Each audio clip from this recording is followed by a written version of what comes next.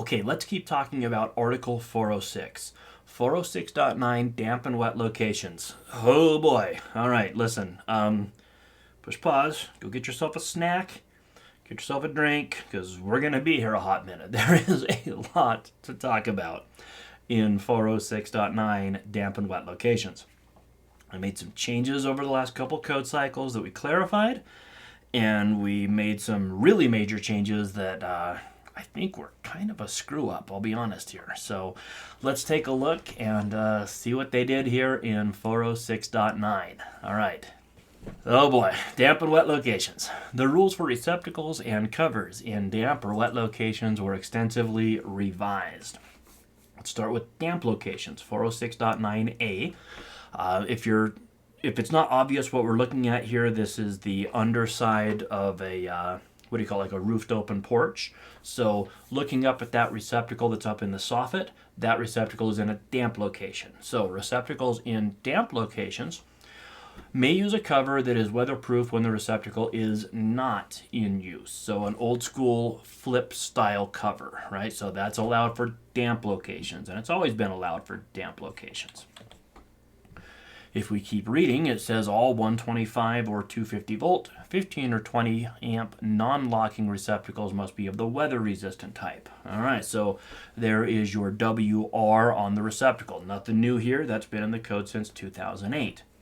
New to this version of the code, hinged covers must be capable of opening 90 degrees or to their fully open position. All right, now, probably don't want this receptacle to open 90 degrees. There's a little bit of a surprise in there, but if you can ignore the elephant in the room, you can see that this cover is hitting onto the pipe over on that left-hand side, and it's not allowing, I shouldn't say the pipe, the conduit, and it's not allowing it to open a full 90 degrees. So that would be a violation. Now, that receptacle here in the photograph is in a wet location, but we made the same change in 406.9b for wet locations and damp locations, because either way, the cover should be operable 90 degrees or to its fully open position. You need to, no sense in installing it if you can't open it.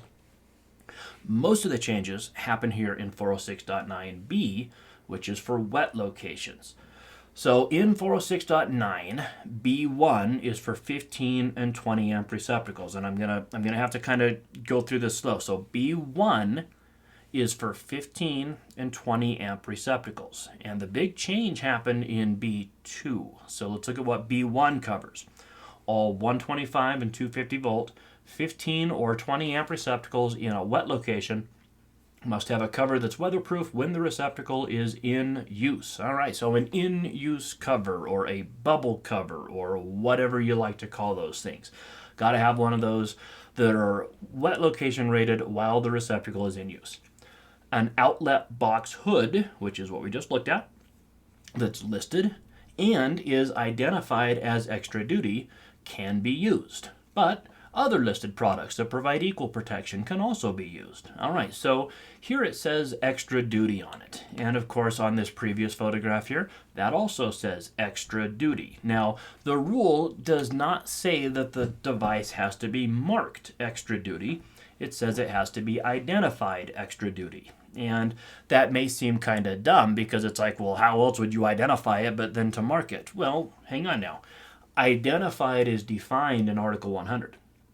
Identified in the world of the code simply means that it's suitable for a specific application. So let's read the rule one more time with that context in mind. It says an outlet box hood has to be listed. Fine, it's listed. We can see right there if we zoom in, this one happens to be listed by UL, and it's suitable for use by UL in Canada, and it's also listed by CSA, which is the Canadian Standards Association. Awesome, we have a listed product. It also has to be suitable as extra duty. Now, who determines whether a product is suitable? Well, the code doesn't say, and I think the code probably should say, but it doesn't. So it has to be judged as being suitable for the application. How, as an inspector, do I know that something is suitable? Well, if it says extra duty right on it by the manufacturer, then that's probably suitable. So there you go. Has to be listed, has to be identified as extra duty. We have the same allowance here, the same requirement, I should say, that says hinged covers must be capable of opening to the full 90-degree opening. And we have the same provision here for wet location receptacles being rated as weather resistant. So the type WR on the face of the receptacle. A weather resistant receptacle has an internal construction that deals with changes in humidity a lot better. And also deals with solar exposure. I know a receptacle at my mom's house on her back deck. The cover had broken off years ago, and the sun was beating on it, and the receptacle was just falling apart. Maybe you guys have seen those outside, where a receptacle is exposed to the sun, and it's just falling apart from solar radiation. So has to be weather resistant. There is an exception that says receptacles subject to high pressure spray washing can use an enclosure that's weatherproof when not in use. All right, so if I have a barn, for example, and it might be a wet location in some parts of the barn because it's subject to high pressure spray washing. This rule is saying, listen, you get in there with a pressure washer. You probably want one of those old school flip type covers because they probably seal better than the wet location rated receptacle. So put a damp location cover if it's subject to high pressure spray wash. Otherwise, use a wet location rated receptacle. And maybe there's an argument to be made, and I made this a couple of years ago.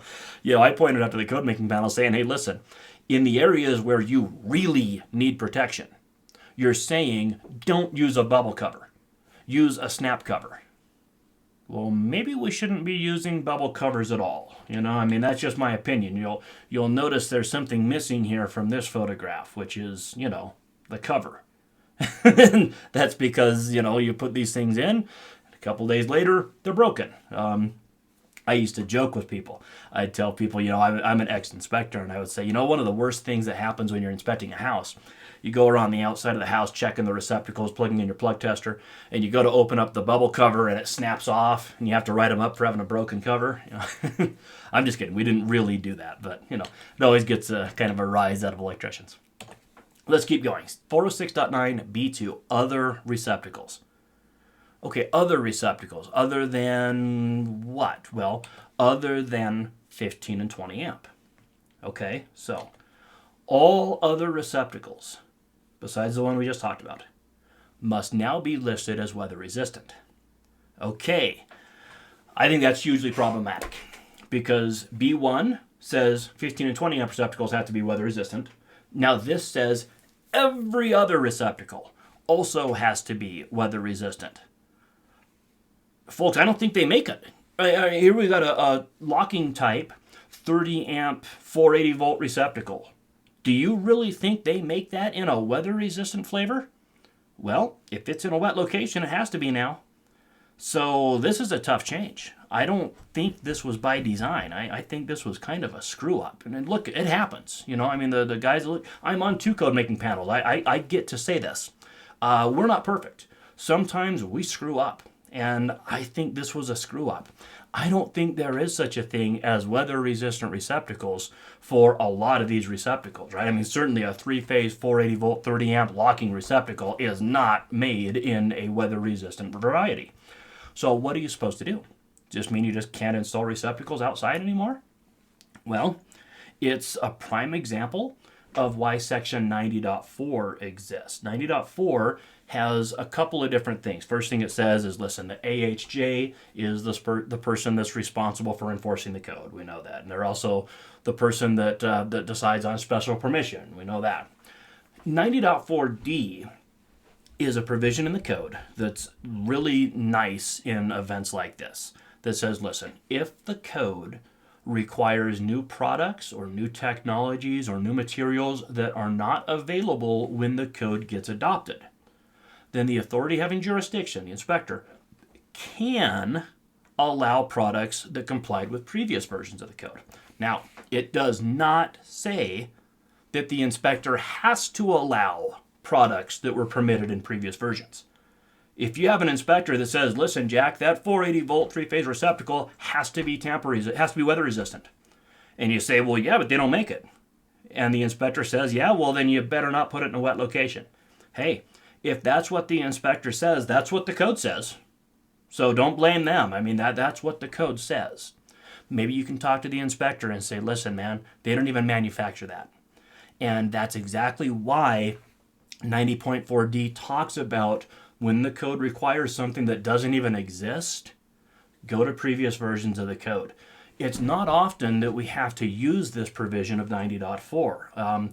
There was an instance when electric vehicle charging equipment first came in the code kind of was faster than technology. Or another example, when AFCI breakers had to go from the branch feeder type to the outlet type back in 2008. It looked like the manufacturers might not have their product quite developed when the 2008 code got adopted. Now, as it turned out, they did make the deadline. But for a while, it was looking like we were going to have to use 90.4 and allow the products that complied with previous versions of the code, because we can't just stop construction and say, hey, nobody's making this product, therefore nobody can put receptacles outside. So there you go. This is a tough change. If we keep reading, it says other receptacles in wet locations. So again, other than what? Well, other than 15 and 20 amp. If the receptacle is not attended while it's being used, a cover that's weatherproof while in use must be used. All right, so here is a temporary power pedestal at a construction site, and you can see that is being utilized while it's not attended. So they've got it plugged in and they walked away from it. So that requires an in-use type of cover, or some type of cover that's weatherproof while it's in use. Now, this is an example. If we go back a couple of slides,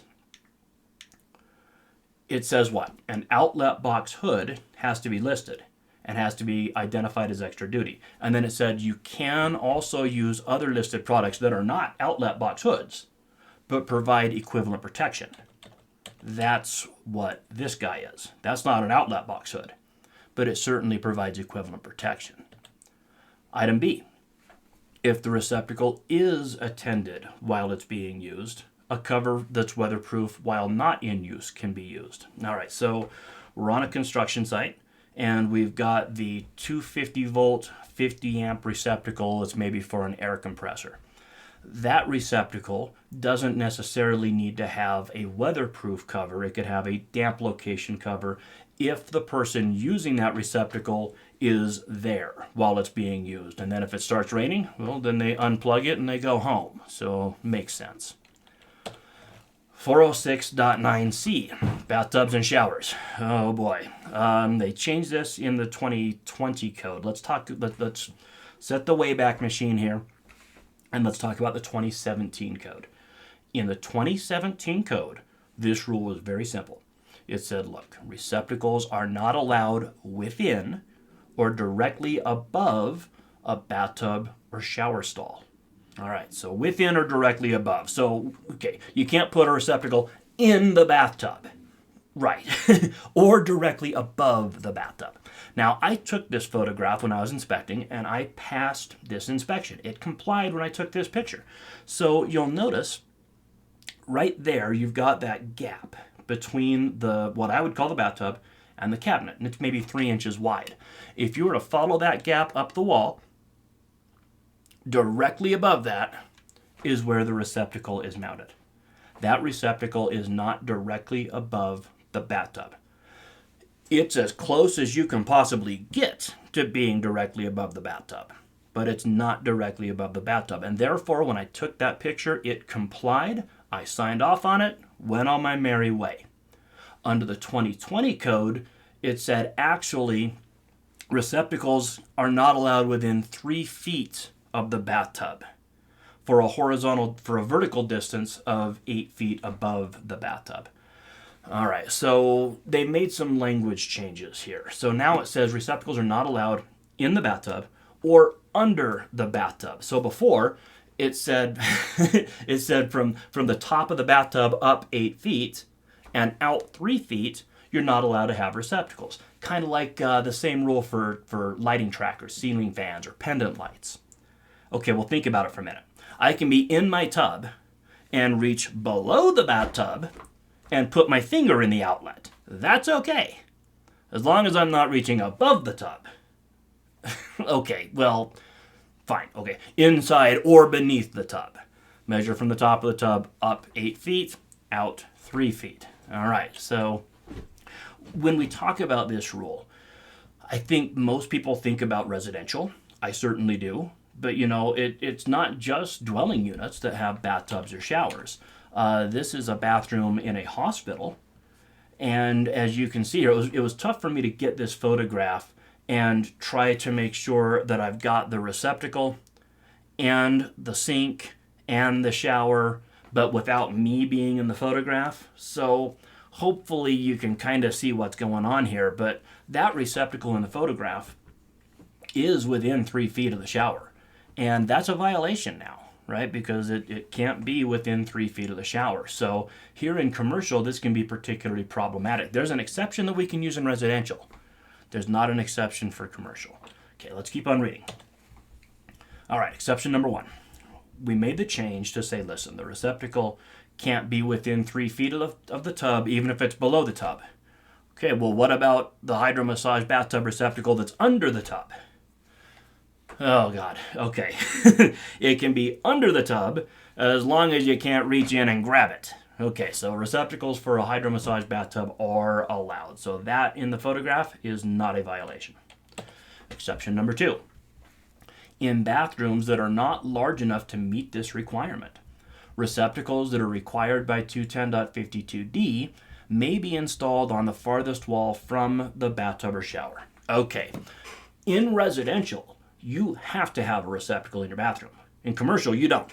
In commercial bathroom, you don't have to have any receptacles, but in residential, you have to. You have to have a receptacle within 3 feet of the bathroom sink. Well, what if your bathroom is so small that you can't have a receptacle that's closer than 3 feet to the sink, but farther than 3 feet from the bathtub or shower?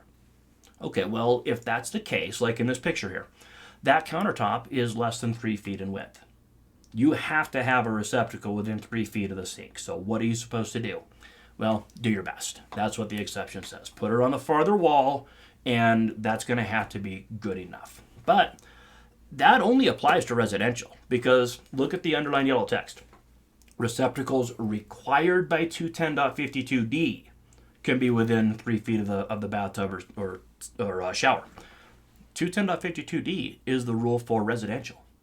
So if we go back a couple of slides here, if that receptacle is too close to the shower, you got to rip it out.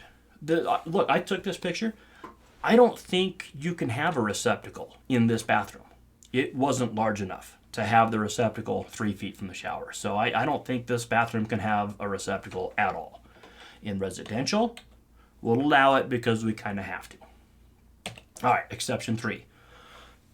Weight-supporting ceiling receptacles may supply luminaires that comply with 410.10d. Okay, this is a very specific piece of equipment, and what we're looking at here in the photograph is some receptacles and some weight-supporting ceiling receptacles and attachment fittings that correlate with them. So back here in the corner, that guy right there, that is a receptacle. And the way it works is you put it up in the ceiling, face down, and then when you hang your luminaire, your light fixture, you just walk up and you push it in, and that's how you hang it.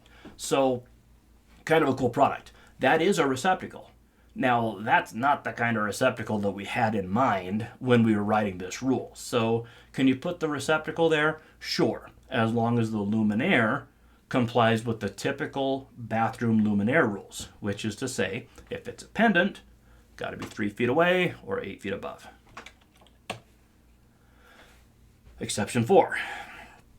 A single receptacle, not a duplex, but a single receptacle, for a bidet or electronic toilet is allowed in dwelling units, but it may not be located between the bathtub or shower and the toilet. Okay, look, I don't have a photograph of that exact scenario, but let's just say that I've got a bidet and I want to have a receptacle for it. It would have to be a singular receptacle, not a duplex. And if the bathtub were on this side of the toilet, it would be a violation. So the bathtub would have to be over here on this side of the toilet, single receptacle over here, and then it would comply. I mean, we're getting into the weeds here on the exceptions, but there you go. Now, why is this only allowed in dwellings and not commercial? I have no idea.